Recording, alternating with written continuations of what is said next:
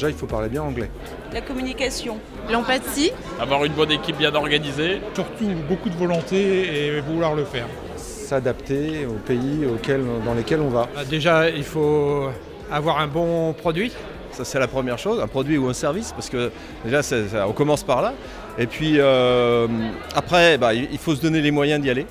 C'est de ne pas y aller tout seul. Donc les bons partenaires pour aller rencontrer sur place, être mis en relation avec les bonnes personnes. Il y a des structures comme le World Trade Center, comme CCI International, qui sont là pour aider les entreprises qui sont candidates à l'export. Être percutant commercialement, être tenace, réseauter, donc du networking comme aujourd'hui. Vous voyez là, il y a plein de monde. Et surtout, ne pas lâcher l'affaire.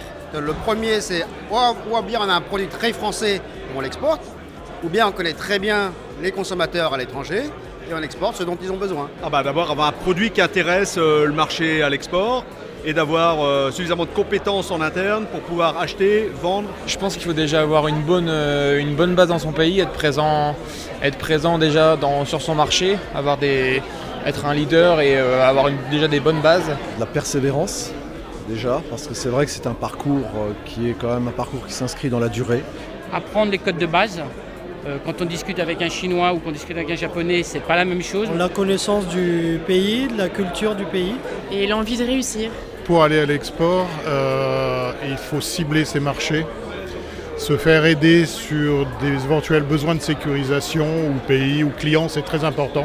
Au niveau des contrats, pour sécuriser les contrats. Il faut surtout la volonté, la persévérance aussi, et puis du courage, et aussi accepter que peut-être ailleurs qu'en France, ça se passe aussi bien, et que nous avons tout à fait la capacité d'aller à l'export.